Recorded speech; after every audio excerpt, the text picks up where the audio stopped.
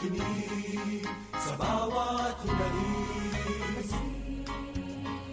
Mapagpalang umaga po sa inyong lahat. Nandito na lang po yung tropa ng programang Manali Ka. And of course, kami po yung kakauna-unahang babati sa inyo ng Merry Christmas! Happy New Year pa! Happy New Year! So narito po tayo ngayon, isang oras na naman na magninilay at talakayan, bahaginan tungkol sa Ebanghelyo ngayong araw na ito. And of course, pag-usapan po natin, kwento-kwentuhan ang nangyayari ngayong simbang gabi at yung tunay na kahulugan ng Pasko. Tayo po ay napakikinggan ngayon sa radyo natin Gimba 105.3 FM at radyo natin San Jose 103.3 FM. Tayo rin ay live na napapanood via live streaming sa www.dioceseofsanjose.org at www.rngonline.org at sa Facebook account ng ating programa www.facebook.com/manaligka2006. Ito po ang inyong kabsat na absent po last week. Ang paring Ilocano, si Father Bong Romano po. Brother Rodel Pagdinawan po, ang inyong seminaristang Bulakenyo. Magandang araw po, Brother Jimmy Reyes, ang seminaristang Tagalog. At ang simpleng kabataan po, Maris Canayo. Sister Weng po, Mother Dominicana.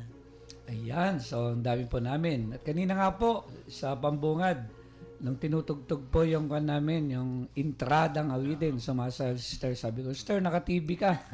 Siya lang naman nakabelo, ano? Kaya okay lang. So masaya po kasi Christmas. At bago po tayo tuluyang magpatuloy sa ating programa, tayo muna po ay mananalangin. Pangungunahan po tayo ni si Brother Rodel. Okay, Brother Rodel. Sa ngalan ng Ama at ng Anak at ng Espiritu Santo. Amen.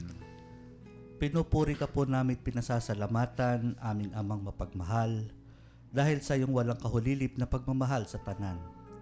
Tunghayan mo po, Panginoon, ang aming pagsusumikap na makasunod sa iyo, at huwag ang aming pagkakamali at ang pagkakasala na inihingi namin ng kapatawaran mula sa iyo. Inihiling po namin na kami ay iyong gabayan sa umagang ito ng aming pagbabahaginan upang maipaabot namin sa iyong mga mananampalataya ang mensaheng nais mong maipaabot sa kanila. Lahat po ng ito ay hinihingi namin sa ngalan ng iyong anak na si Jesus, na kasama mo at ng Espiritu Santong naghahari magpakailanman. Amen. Sa ngalan ng Ama, ng Anak, ng Espiritu Santo. Amen. Amen. Ngayon naman po ay pakinggan natin ang Ebanghelyo ngayong linggo na ito. Babasahin po ni Sister Maris. Ang mabuting balita ng Panginoon ayon kay San Lucas. Papuri sa iyo, Panginoon. Noong panahong iyon, ang Anghel Gabriel ay sinugo ng Diyos sa Nazaret, Galilea, sa isang dalaga na ang pangalay Maria. Siya'y nakatakdang ikasal kay Jose, isang lalaki buhat sa lipi ni Haring David. Paglapit ng anghel sa kinaroroonan ng dalaga, binati niya ito. Matuwa ka. Ikaw ay kalugod-lugod sa Diyos. Wika niya. Sumasa iyo ang Panginoon. Nagulumihanan si Maria sa gayong pangungusap at inisip niyang mabuti kung ano ang kahulugan niyon.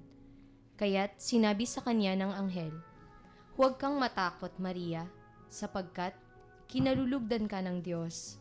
Makinig ka.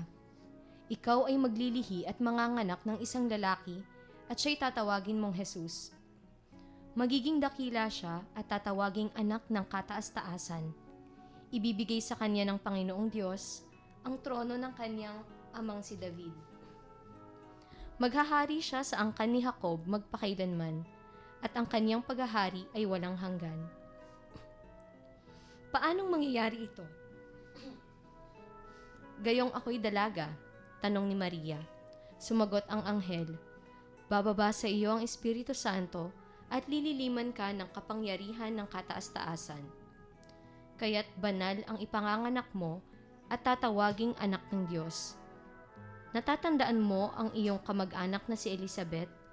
Alam ng lahat na siya'y baog, ngunit naglihi. Naglihi siya sa kabila ng kanyang katandaan, at ngayoy ika-6 na buwan na ng kanyang pagdadalang tao, sapagkat walang hindi mapangyayari ang Diyos. Sumagot si Maria, "Ako'y alipin ng Panginoon. Mangyari sa akin ang iyong sinabi." At nilisan siya ng anghel. Ang mabuting balita ng ating Panginoon. Pinupuri ka namin, Panginoong Jesucristo. So maraming salamat. Una sa panguna sa dasal, nangunahan po tayo ni Brother Rodel. And of course, yung pagbasa sa ating ebanghelyo ngayon, maraming salamat. Maris, ang simpleng kabataan.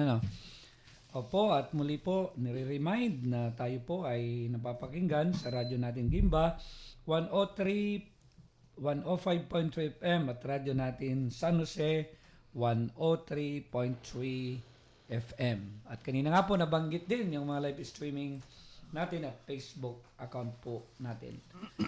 So sa ating ebanghelyo ngayon ay nasa sakop ngayong linggo na ito yung tinatawag na ika-4 na linggo ng Adbyento.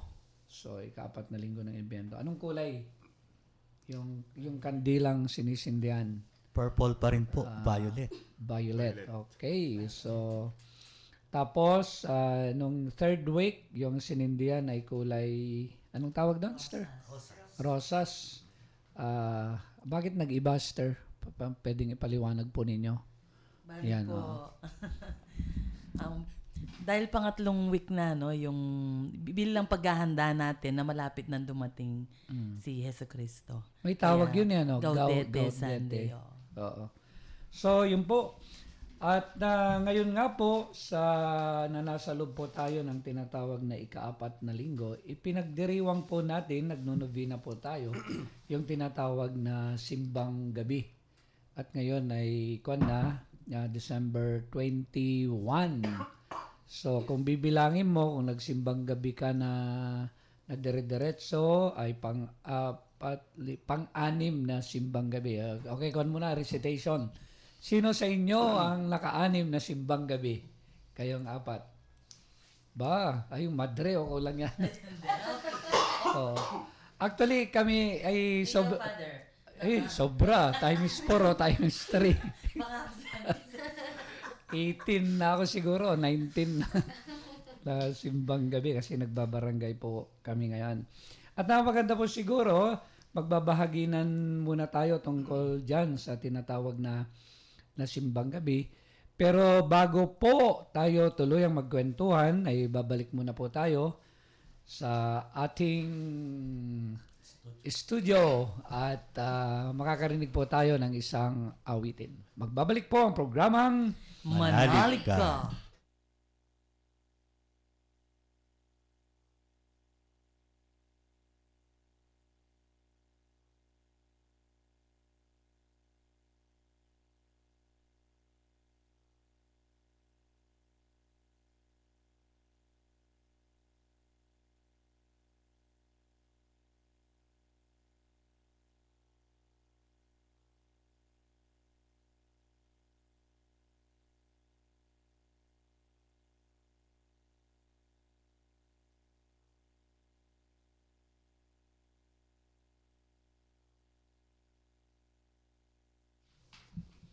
Nagbabalik po ang programang Manalig Ka at ito pa rin ang inyong kabsat sa pananampalatayang paring Ilocano, si Father Bong Romano po. Brother Rodel Paglinawan po ang inyong Bulakenyong seminarista. Brother Jimmy Reyes po, ang seminaristang Tagalog. Simpleng kabataan po, Maris. Sister Weng, Madre Dominicana. Okay, so maganda siguro pagkwentuhan muna natin yung simbang gabi, ano yung mga karanasan natin ngayon, ano yung mga observation natin. At siguro, review. Ano ang simbang gabi? Bakit natin ginagawa ito? Maganda yung madre nga po para... Bakit? Brother Rodel, simbang gabi. Ang simbang gabi po, Father, sa pagkakaalam ko po ay bukod po sa Pilipinas ay Mexico lang po yata ang pinayagan ng ang Vatican. Nagkakaroon po tayo ng simbang gabi dahil actually yun, di gabi madaling araw, para ho pagbigyan ang ating mga magsasaka na makapagsimba muna bago pupunta sa kanilang mga gawain sa bukid. Gayon din ang mga mangingisda bago pumalaot sa dagat. Ang simbang gabi po ay sinasabing 9 na araw.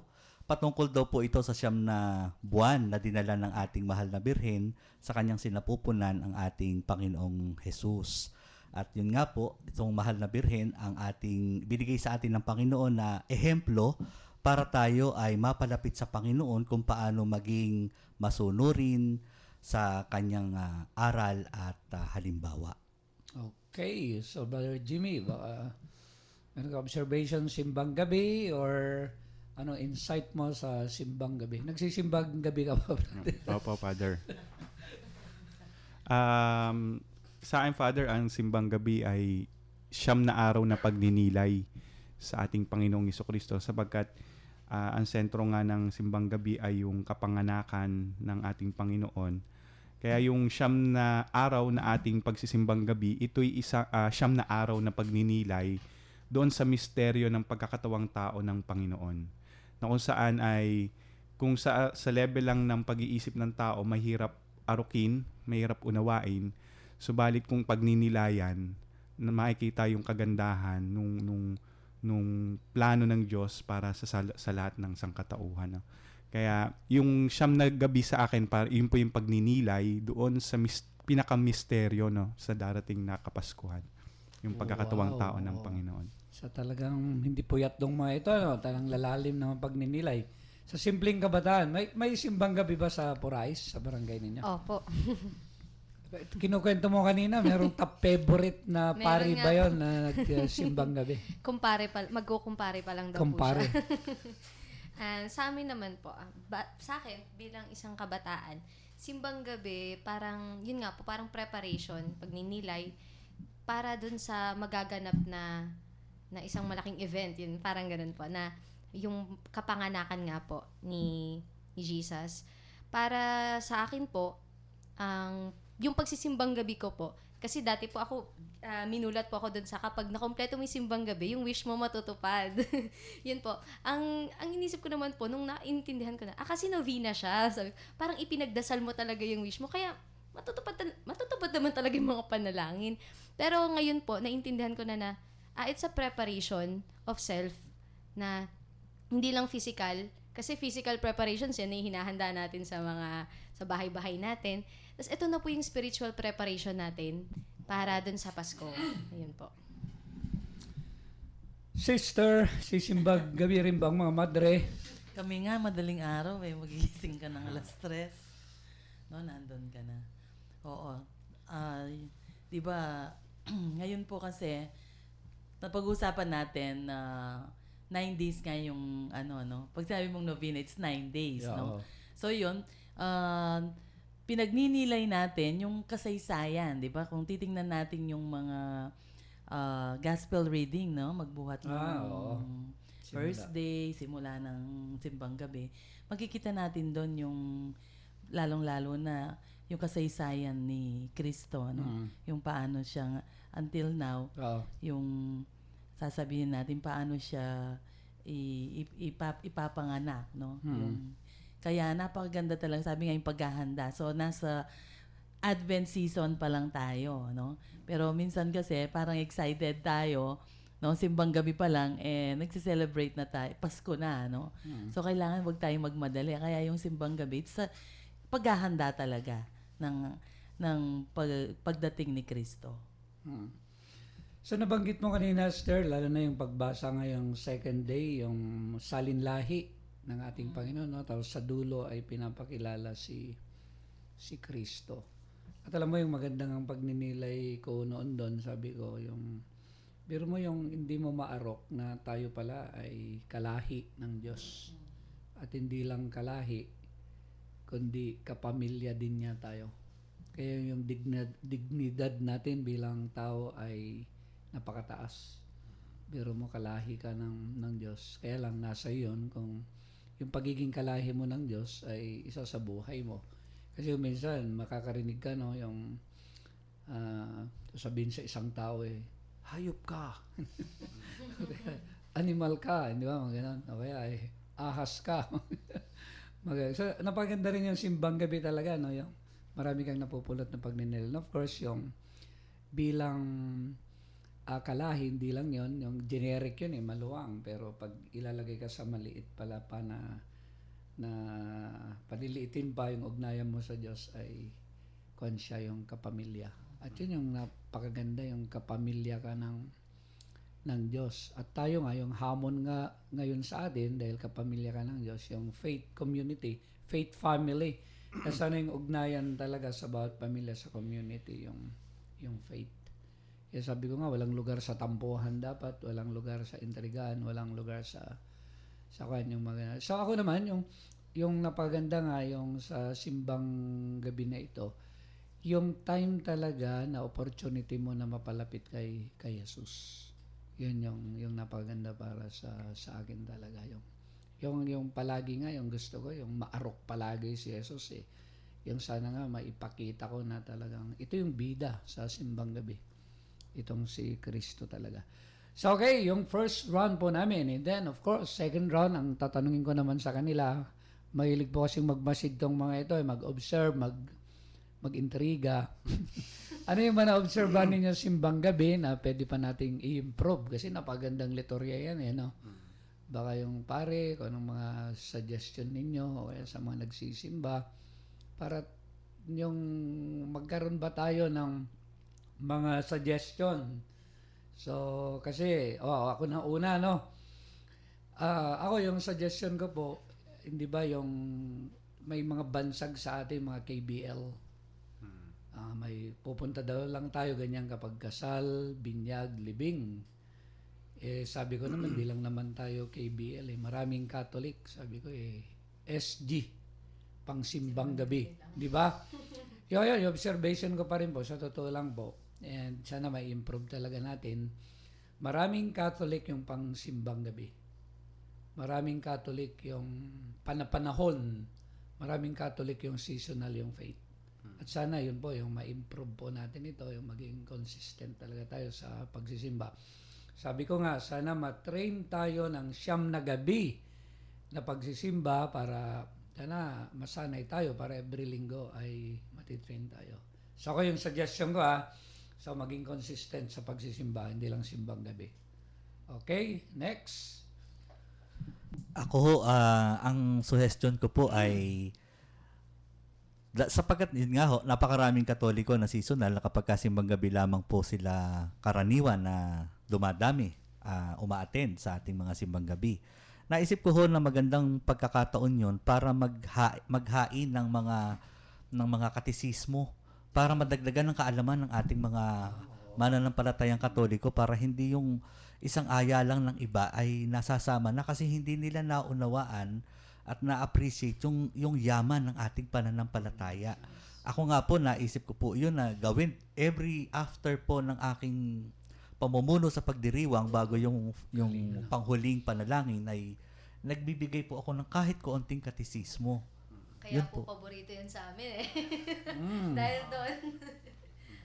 Okay. Brother Jimmy. Siguro, Father, isang magandang avenue rin sa mga pare na yung during homily, talagang gagawin po talaga yung homily nila ay magiging lapat doon sa mga tao. Yung tipong talagang maintindihan nila yung kahalagahan nung pananampalataya. Lalo tigit yung kahalagahan ng celebration po ng simbang gabi. Kasi kung yun nga, dahil yearly nga po itong ginagawa, parang nagiging paulit-ulit na lang din yung mga pagninilay. Pero kung lalaliman po at ibababa talaga yun nga, magandang samahan din ng mga katisismo, lalo na doon sa homilia, siguro talagang mas maunawaan ng mga tao yung celebration. At yun nga, siguro magandang pagkakataon din po maging creative sa simbang gabi kung paano ba, lalo tigit doon sa mga, kasi usually mga kabataan nagsisimba simbang gabi, no, laging so paano ba magiging creative yung liturhiya para mas ma-appreciate lalo nila yung ating pagdiriwang. Kabataan? Sa akin naman po, kasi nasabi nyo na po yung mga magagandang sa akin naman, yung sa mismong mga churchgoer, yung mga churchgoer na talaga, na dumarating yung mga bago, dumarating yung mga, kumbaga yung mga seasonal nga po na Catholics. Then sana po, yung oras na yun na nandun nakasama natin sila, let's make it feel, parang yung welcome. Welcome na welcome silang dumating. Kasi pag yan po yung lagi kong sinasabi sa mga kakilala ko na Catholics, na servers na mga leaders na sinasabi ko po sa kanila, iparamdam nyo dun sa mga nakakasama nyo, dun sa mga bago, dun sa mga hindi pa alam yung pananampalataya, na welcome sila dito. Iparamdam nyo sa kanila na masaya kayo, iparamdam nyo sa kanila na itong ginagawa natin banal, yung maramdaman nila na personal yung approach mo sa kanila. Yun kasi yung, yun yung, kumbaga parang iisipin nyo, close kami nung leader doon ako magsisimba. Yung ganun lang po na, yun nga po natutuwa ako sa mga pari ngayon na na-approach na talaga ng masa. Kasi yung mga ganung pagkakataon po, nararamdaman ng tao na importante sila. Yun yung magdadrive sa kanila na magpatuloy dun sa pananampalataya. Yun lang po, na sana habang dagsa pa yung mga tao, maiparamdam natin sa kanila na welcome sila, na they are free to come anytime. Yun po. Okay. Sister.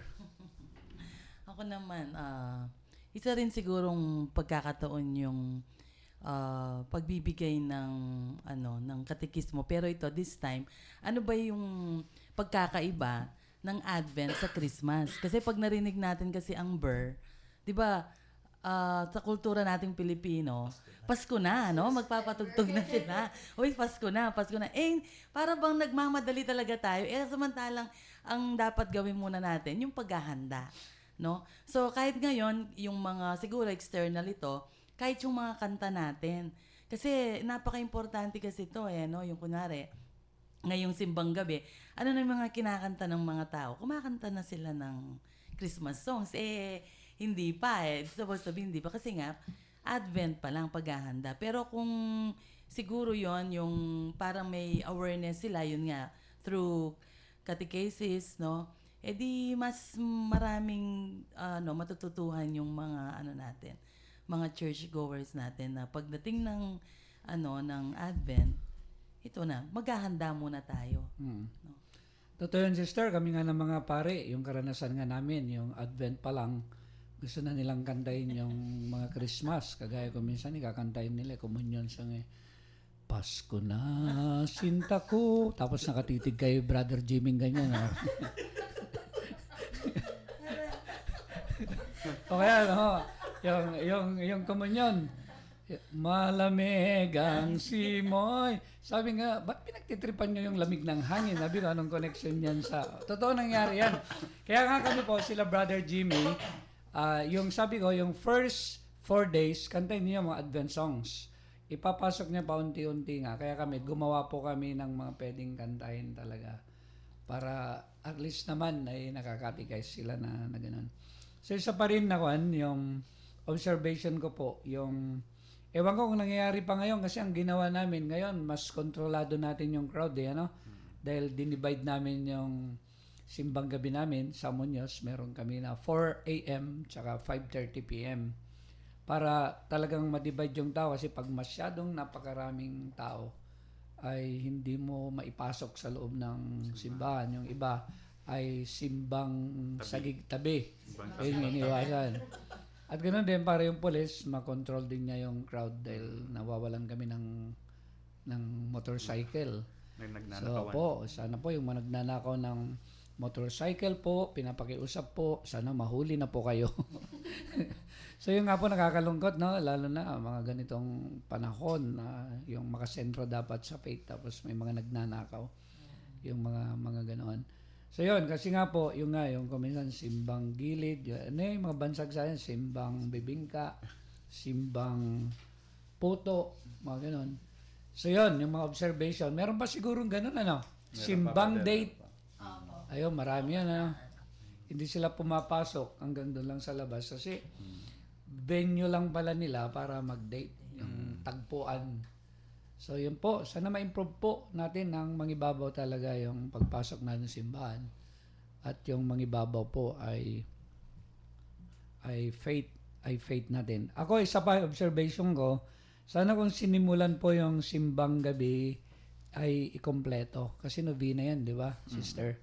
Yung iba po kasi ay bungal-bungal. Yung makita mo yung first, marami.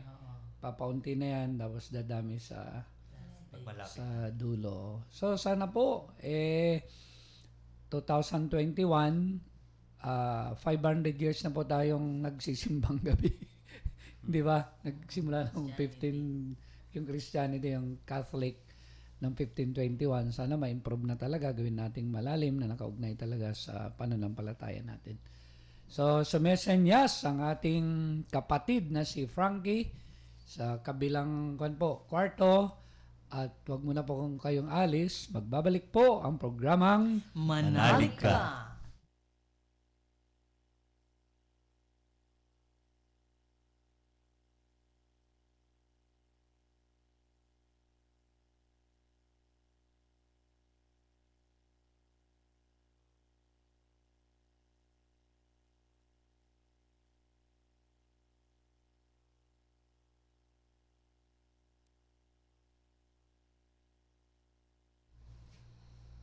si Father Bong Romano po, nagbabalik ang programang Manalig ka. At ako po si Brother Rodel Paglinawan, ng inyong seminaristang Bulakenyo.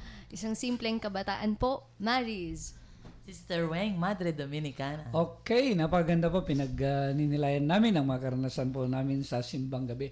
At alam mo ngayon, sister, itong simbang gabi na ito, yung unang araw ng simbang gabi, sabi ng ating obispo, ay i-introduce din natin yung napakahalagang pagdiriwang na nagsimula dito sa ating diocese nung Christ the King. At ano yun? Na ipinasok o sinimulan yung pagdiriwang ng taon ng mga maralita. And of course, kaalinsabay nito na sa Universal Church, ipinagdiriwang din po yung tinatawag na taon ng konsagradong buhay. Pag sinabi pong konsagradong buhay, yung buhay ng pagiging pare, madre at mga laiko na talagang nagtuon, naglaan ng kanilang buhay, kinonsagra para sa ating Panginoong Diyos. Kaya maganda, siguro, ito yung pag-uusapan natin. And then, yung sa dulo ay yung hamon tanungin natin para sa inyo yung meaningful Christmas mamaya. Pero ito nga po, introduction, nagdiriwang po tayo ng taon ng mga duka. At napaganda nga po na pagtuunan po natin sila itong taon na ito. Alam mo, sister, yung pagninilay ko nga, bakit pinagsama yung taon ng mga duka tapos yung taon ng mga pari at madre? Ba't pinagsama ito? Unang hamon nga sa amin ng mga pari, sa inyo na mga madre. At tayo na mga leader lingkod, una, para kwan po yung maging kaibigan natin yung mga duka. Pangalawa, sana matutunan nating puntahan talaga yung mga duka. At sana masabi nga yung mga duka na yan na talagang minamahal natin sila at tinutulungan natin sila. Kasi kagaya nga po ng pastoral letter ng ating obispo na sinasabi niya kung minsan may kwan na natin sa kanila, yung may brand na sa kanila, branded na sila ng mga negatibo na pananalita, yung gano'n. Kaya siguro pagbahagi na natin ito, anong masasabi mo, brother, yung taon ng mga duka na ito, paano tayo na-challenge, at palagay mo paano natin isa sa buhay ito na ipagdiriwang bilang isang simbahan? Ang isa ho siguro na nakita kong konkretong pagsasabuhay nito sa panahong ito ng magpapasko. Marami ho akong nabalitaan ng mga kumpanya na siguro dahil meron nga hong sakonang nangyari nung nakararaan lang, yung bagyong napakalakas, si Bagyong Ruby. Marami hong corporate affairs na nag-tone down. Yung halos kalahati ng kanilang budget para sa Christmas party, ibibigay nila doon sa mga nasalanta at mga naghirap. At yung kalahati lamang yung kanilang gagastahin para sa kanilang pagdiriwang, yung kanilang Christmas party. Napakaganda hong sa akin ho, no, bilang panimula, hindi man lubos, pero meron ng simula. Yun nga hong isang, kung natatandaan nyo, nagkaroon ng special yung isang istasyon ng TV, dapat ho sana gagawin daw yun sa isang malaking venue, pero nagtiis na lang sila doon sa kanilang stasyon para yung gagastahin nila para doon sa venue yung napakalaki na babayaran pa, i-donate na lang. sa mga naghihirap. Ang babait, thank you, ang babait ninyo. Ayan, okay, yun. Charity talaga, na magaling na tulad. So, sinasaluduhan po namin kayo. Sana dumami yung mga ganong mga korporasyon o yung mga kumpanya. At alam niyo, yung konkreto yung PhilRice, by department ay humanap sila ng matutulungan. Pinuntan nga yung mga squatters, yun natin, yung area natin doon. Sa Libis, doon sa Muñoz. Yung iba naman sa Gabaldon, iba-iba yung mga. So, pagpalain po ang inyong kabutihan sa baskong ito. So, Brother Jimmy. So, sa akin naman po, Father, iniuugnay ko po kasi yung Pasko dun sa pagdiriwang nung Year of the Poor and Consecrated Life. At para sa akin, Father, yung Christmas talaga, ito yung imahe ng kadukhaan, parang ganon. Kasi God chooses to be poor. Pinili niyang ipanganak, o sabihin natin yung pagkakatawan tao pa lang ng Panginoon, parang isang larawan na po ng pagiging dukha. Pinili niyang maging tao, pinili niyang maging kagaya natin. At yun yung talagang, parang pinili niya yung bagay na yon kasi gusto niya at mahal niya ang tao. At yun nga, yung kanyang kapanganakan, isang larawan din po ng pagkadukha. Noon sa isang simpleng lugar lang, pwede naman siyang ipanganak sa magagandang bahay, kaharian, pero mas pinili niya yung lugar na yon. At siguro isang larawan din po ito ng bukod sa kadukhaan ay kasimplihan. Kung kaya nga po, sana yung habang nagdiriwang po tayo ng Kapaskuhan, tama po yung magkaroon ng mas lalong po sana tayo maging simple, parang ganun. Mas lalong makita sa sarili natin yung sinasabi ni Bishop na tayo ay mga dukha pa rin. Kahit na meron na tayo ng lahat ng bagay na to, masaya tayo dun sa lahat ng mga bagay, ma-realize pa rin natin na tayo ay dukha sa ating mga sarili kasi bawat isa ay nangangailangan nga ng pagkalinga at awa ng Diyos. So, yeah, so maraming salamat. Tama yun, Napaganda yun na yung ma-realize mo na wala kang may pagmamalaki na yung kompleto ka na. So may karukaan na dukang-dukha tayo sa harapan ng ating Panginoon, yung mga ganun. So na ibig sabihin ay hindi pwede talaga na hindi mo pangailangan ng iyong kapatid, hindi mo pangailangan yung Diyos. So ganun. So kabataang simple. Yan. Sa akin naman po, ang connection talaga nung Christmas, yung Christmas season at saka nitong taon nga po ng mahihirap at saka ng mga consecrated life. Yun pong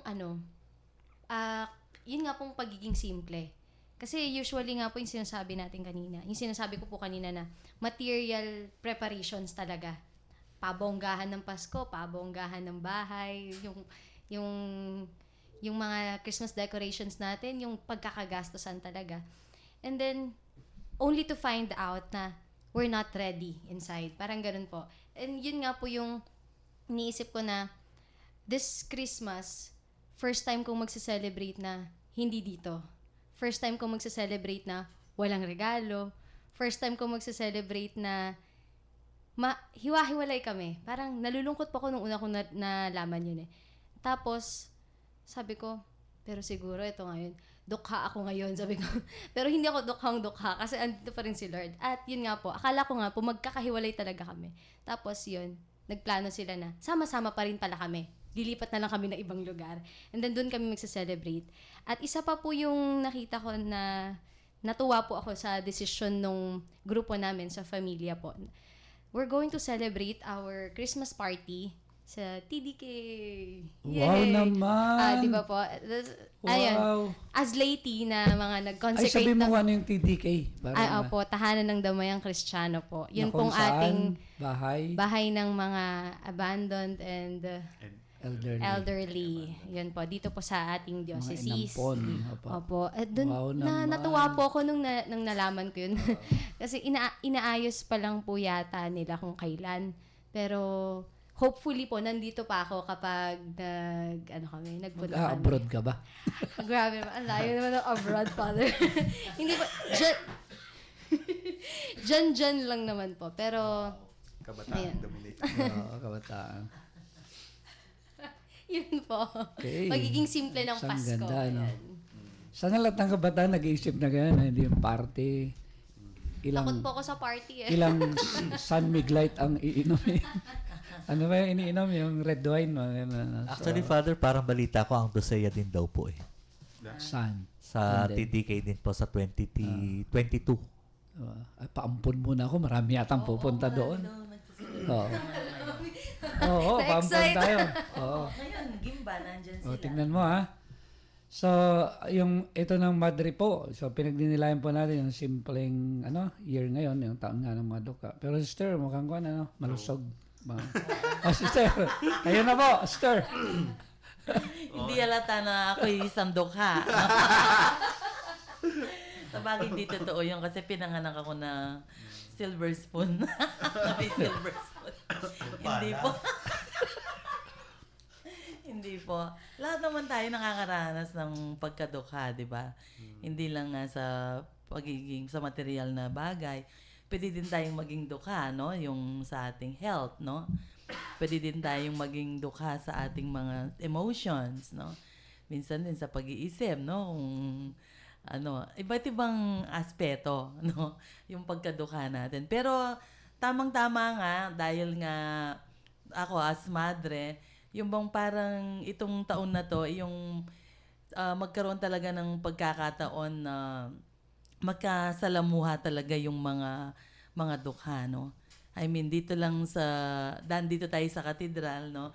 Minsan talagang parang mahirap, ang reality talaga, parang mahirap talagang mahalin ang mga dukha, no? Minsan, makikita mo pa lang, parang iniiwasan mo na, gano'n, no? Pero isang ang malaking hamon yun sa atin, no? Na paano mo ba talaga pakikita yung, lalo-lalo na ngayong, hindi lang Pasko, kundi yung pang-araw-araw na, natin, buhay natin, no? Malay mo, sister, pag sineselebrate natin sabi nung mga lumalapit sa atin, yung lalo na yung mga nagpapalimos. So, alam nyo, yung madre na yan, palangiti sa amin yan. Tsaka si Brother Rodel. Masayahin. Masayahin yan. Alam mo, Father, natutuwa nga ako pag tinatawag ko si Rafi, Ayun, no. sabi ko, sabi Opo. natawa, Rafi, So si Rapi po ay isang kasama po namin dito na palaging humihingi Oo, pag nangihingi ng pagkain. Pero Yeah. naman siya. Si Aling Maria po, yung isa rin pong kasama namin dito na palaging humihingi din nasa bahay ampunan na. Doon na nakatira ngayon. Pumayag na Opo, pumayag. Oo. Simple, yung pagninilay namin sa taon ng mga duka. And of course, yung sa gospel, yung sabi ko nga kanina, ay yung kwento kung papaano nagkaroon ng Pasko, na yung fiat, yung pag-oo ng ating Inang Maria. At sana wag nating makalimutan na ang sentro diyan, sabi niya, ikaw ay magkakaanak na papangalan ng Jesus. At ito po yung sentro nga ng Pasko natin. So para sa inyo, yung last round na po siguro ito, para sa inyo, apat, ano sa inyo yung makahulugang Pasko? Yung kanina, di ba, meron kang, pero pwede mo pang dagdagan. Ano yung makahulugang Pasko na observation nyo na nakikita? Tapos, pero para sa inyo, ano yung pinakamakahulugang Pasko para sa inyo na gagawin na pagdiriwang yung ganun? O ano yung gagawin mo na alam mong makahulugan sa Pasko, brother? Malalim ang pinaghugutan. Kasi sa pamilya kasi namin, talaga kami ay closely knitted. Wow. Kaya lang itong nagdaang taon at saka itong taon na ito ay wala na kaming ama. Siya ay kasama na sana ng ating Panginoon sa kalangitan. Kaya pinipilit namin na samahan ng aming ina hanggang kaya namin kapag may mga okasyon na mahalaga katulad ng Pasko, lalo sa bagong taon. Kasi meron kaming matandang bahay sa Ubando, Bulacan na hanggang ngayon pinapreserve namin hanggang kaya. Ang bubong nun ay pawid. Yung buong kapitbahayan doon nakatingin pagka bagong taon. Kasi pagka nilaglagan nyo ng kwitis, masusunog yung buong kapitbahayan. Kasi ang amin nga bubong ay pawid. So kailangan may umuwi sa Ubando. Kami ho kasi ay lumipat sa Santa Maria dahil binabaha po ang aming tahanan sa Obando. Kaya ho ang nanay ko kapag ka bagong taon walang kasama. So yun ho ang iniisip ko, kung kaya ko ho, kung mapagbibigyan ako ng pagkakataon, pipilitin ko hanggang kaya ko na samahan ang nanay ko tuwing bagong taon kasi nga ho ay nag-iisa siya sa amin Bishop, sa Santa Maria. nagpapaalam na po si Brother Rodel. Ang pinakamakahulugang Christmas ay makasama niya si Mother. Simple ano? Naku, baka magpaalam din to Brother. Sa aking father, iba naman. Kasi parang yung pinagninilayan ko yung ebanghelyo kay Maria, yung pag-oo niya. Siguro ito naman yung pagkakataon na lagi tayong mag-say yes to God lagi. No? Pagka yung lagi tayong yes to God, mas malaki yung may mabibigay nito sa buhay natin eh. Pag lagi kang nag-yes to God, ibig sabihin, lagi mong susundin yung kagustuhan ng kalooban ng Ama. Kung gusto ng Diyos na magsimba ka tuwing linggo, hindi ka pwede mag-yes ka lagi. Kung ano talaga yung sasabihin ng Panginoon ay gagawin mo, baka yun, magiging mas makabuluhan yung Pasko para sa atin. Okay. So, sister, Ayun, meron pa tayong tigo 1 minute. Yung sa akin naman po, kagaya rin po ni Brother Rodel kasi sobrang close po ng pamilya ko. Yung mag-celebrate kami ng Christmas ulit na buo. Kaya lang po parang hindi siya mangyayari ngayon. Teka lang. Parang hindi po siya mangyayari ngayong taon. Pero hindi, totoo po na kasi napaka-meaningful po ng mga Christmas namin dati. Kasi magsi-celebrate kami ng midnight. Ako yung pinakamaingay, nagtatatarang ako sa bahay, hindi ko alam kung bakit. Feeling ko bagong taon, ganun. Tapos, meron kaming exchange gift na kahit magkano lang, basta lahat kami may regalo. Tapos, yung pagkain, sama-sama kami. Pagkatapos pa lang ng prayer, sign of the cross, ubos na agad yung nasa lamesa, yung ganun. Tapos, in the morning, sama-sama kaming magsisimba at puno namin yung isang buong bangkuan. Yun namimiss ko kasi po malaking pamilya kami. Tas ang lungkot na naubos kami isa-isa. Hindi lang po nawala. Lumipat lang ng bahay. Unti-unting nawala. Ganun. Tas nagkaroon na po ng mga sarili-sariling trabaho. Ganun na. Sana po dadating yung araw na yun na magkakasama ulit kami na magse-celebrate ng Christmas in simplicity. Tapos yung deep na celebration of Christmas. Iyon po. 1 minute.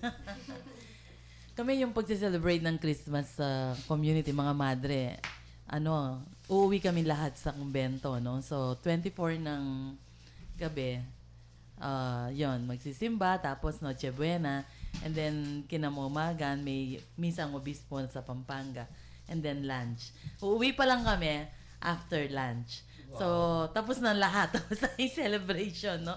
Pag umuwi kami sa kanya-kanyang bahay, no? So, nasanay na kaming ganun. Pero okay lang yun dahil, sabi nga, ito nga yung nag-yes ka, no? Yung pagmamadre, kasi ganun talaga, no? Pero ako yung... Ba't mukhang malungkot ka, sister? Buti hindi pa nga ako nagpasko dito sa San Jose. Kala. Okay, game. Tuloy mo at sinesenyosan na tayo, sister. Ngayon, yung gusto ko ngayong Pasko yung magkaroon ng magandang relasyon, no? Sa bawat isa, no? Lalong-lalo na pag pinag-uusapan ng community life, no? Yeah. Ang komunidad. So yun, natutuwa naman ako pag sabi ko nga kay Brother Rod, alam mo, sabi ko yung pag nagkikita-kita tayong yung mga seminarista, yan, no? Magaganda naman yung aming mga relasyon sana kahit pag nagpari na sila, gano'n, no? Yung mga pare, gano'n. So, yung mga madre. So, yun, basta yung dalangin ko walang hidwaan, walang, di ba? Tuloy-tuloy, yun, no? Maganda yung, tuloy-tuloy ang ating magandang pagtitinginan, no? Tama ba yun? Tama. Maganda yun, no? Pagtitingin. Okay. So, yun po, napaganda ng mga pagnilay nila at magkakaroon po tayo ng pagbubuod sa mga pagninilay natin. Huwag mo muna po kayong alis. Babalik pa rin po ang programang Manalika.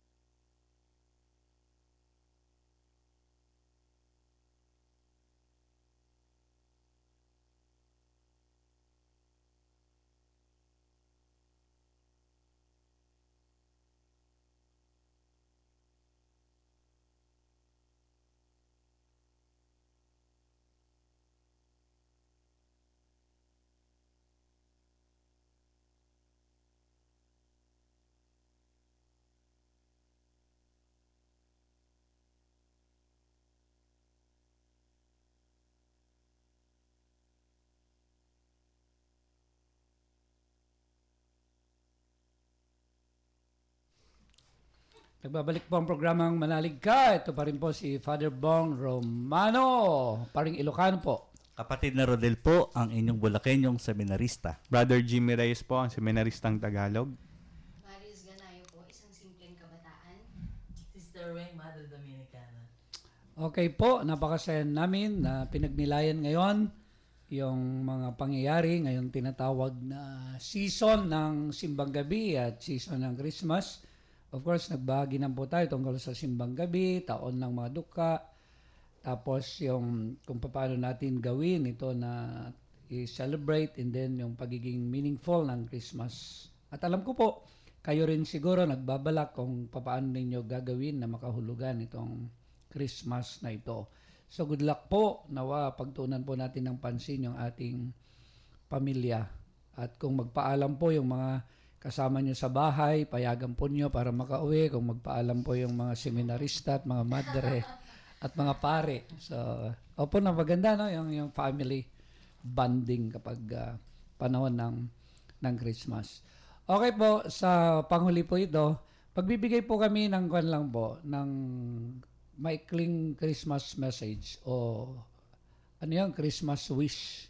So kami pong apat, ano yung Christmas wish po namin sa inyo ngayong Christmas. Okay, brother. Nawa po ay maramdaman ng bawat pamilya ang karukhaan at ang pupuno at magiging yaman nila yung ating Panginoong isisilang o gugunitain ng pagsilang sa Pasko ng Pagsilang. Magandang umaga po. Naway ang bawat isa ay magkaroon pa rin po ng dahilan para magsaya sapagkat ang Panginoon ay patuloy na nagpaparamdam ng kanyang pagmamahal at patuloy na ipinapadama sa atin ang kanyang grasya. Sa akin po, sana ang bawat isa ay tunay na maramdaman at tunay na maintindihan at isa puso yung tunay na kahulugan ng Pasko. Naway ang pagsilang ni Kristo ay maghari po sa ating puso at maibigay po natin ito sa pagmamahal natin sa kapwa. So maraming salamat. Ako naman po ay sana itong Pasko na ito, maramdaman natin na mas napalapit tayo kay Jesus. So sana yung kay Mother Teresa, no? Yung give me Jesus and then only Jesus and always Jesus. So maraming salamat po at ngayon naman ang aming mga pagbati sa mga nakikinig. Baliktarin natin si Sister naman. Sister, yung mga greetings po ninyo. Oo. Binabati ko ang isang malapit sa nakaibigan. Wow naman. Nagse-celebrate ng kanyang birthday. Wow. Sino po? Si Father Ramon Vasquez Torres. Happy birthday. O, di ba kilala mo siya? Oo. Simon. Oo, sa Pampanga po siya. Tsaka sa lahat ng mga nakikinig sa atin, maligayang Pasko po at manigong bagong taon. Sa akin po, binabati ko na po ng maligayang Pasko ang aking kapamilya. Ayan. Wow. At dahil magkakiwalay tayo, Merry Christmas na lang. Yung regalo makakarating pa yan sa January. At sa lahat po ng nakikinig, maligayang Pasko po sa ating lahat. Binabati ko po ang mga tagapakinig natin sa Nampikwan, sa Karanglan, sa Rizal, at gayon din po diyan sa Science City of Muñoz. Maligayang Pasko po sa inyong lahat. Mapayapang Pasko po at masaganang bagong taon sa lahat ng nakikinig sa ating programa, lalo na po ang mga taga Santo Domingo, taga Karanglan, taga Pantabangan, taga Muñoz at taga San Jose City na aking mga napaglingkuran. Maraming salamat po. At yun po. Special greetings po sa mga benefactors, mga sponsors ng programang Manalig Ka, ang Andres family, sila Kuya Jun at Ate Noime. Tapos Ate Evelyn, namimiss na po namin yung Manalig Ka Rosary. Of course, yung nasa Cayman, si Ate Maylin Navarro. So, Merry Christmas po sa ating lahat. At sa lahat po ng nakikinig sa buong diocese ng San Jose, Merry Christmas po sa ating lahat. And of course, bago po natin ganapin yung panalangin, pinapaalala po ng ating commission ng youth. Meron po silang ibinebenta yung tinatawag po na commemorative SIM na gagamitin po sa PayPal visit. Pero ginagamit na po ngayon, makakatanggap po kayo ng mga messages na nanggagaling po yung tungkol sa ating Holy Father, and then reminders sa tinatawag na PayPal visit niya dito sa Pilipinas. And of course, pag naririto po yung Holy Father, ay makakasunod po tayo kung saan po siya pumupunta. And of course, may mga trivia din, may mga tinatawag na mga messages din. So, bili na po. 60 pesos lang po. Father, dadagdag ko po. Okay. Doon po sa ating PayPal commemorative SIM card, ay yung tatlong feature nga po yung binanggit ni Father Bong kanina. Meron pa pong isang feature na hindi nabanggit. Yun pong exclusive para sa Diocese of San Jose. Wow. Yung Infoblast po. Kapag po, kapag meron kayo ng SIM card na yon, hindi na po tayo mahihirapan sa pag-disseminate ng message, ng information sa diocese. Kasi, gamit po yung smart na yon, kasi empowered by smart po yan, ay siya po yung magpapadala sa lahat ng SIM card ng message. So, mas madali pong marireach yun. Wow. Tapos, Commission on Youth and Commission on Social Communications po. Okay, thank you. So ngayon, maraming salamat sa inyo pong pakikinig. At ngayon, magtatapos po tayo sa isang panalangin. Sa ngalan ng Ama at ng Anak ng Espiritu Santo. Amen. Ama naming makapangyarihan, kami po ay nagpapasalamat sa araw na ito at nagkaroon po kami ng pagkakataon para mapagnilay-nilayan ang inyong salita. Naway bigyan niyo rin po kami ng grasya at puso na kagaya ni Maria na handang makinig at sumunod sa inyong kalooban. Naway ang araw na ito ay maging makabuluhan sa amin upang mas makilala namin ang inyong anak na aming Panginoong magpasawalang hanggan. Amen. Sa ngalan ng Ama, ng Anak, ng Espiritu Santo. Amen. Ito po si kapatid na Rodel Paglinawan, ang inyong Bulakenyong seminarista, nagpapaalam at bumabati ng isang maligayang Pasko. Nagpapaalam na po, Brother Jimmy Reyes, ang inyong pong seminaristang Tagalog. Maligayang Pasko po sa inyong lahat. Si Maris Ganayo po, isang simpleng kabataan. Merry Christmas. Sister Weng, Madre Dominicana, Merry Christmas po. Father Bong Romano, ang inyong kabsat, ang paring Ilocano. Diyos ti Agnina, kada kayo ang amin apo. Merry Christmas! Ho, ho, ho!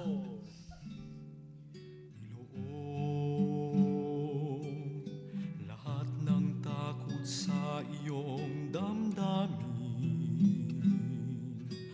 ang pangalan niya lagi ang tawagin, at siya'y nakikinig sa bawat hinaing.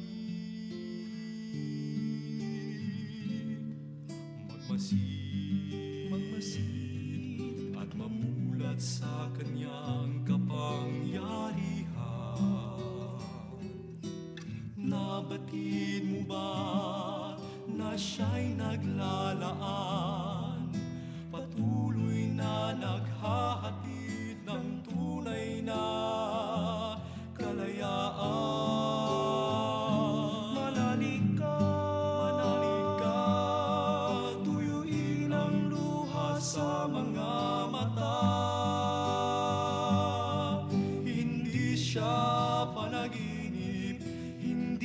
isang pangalan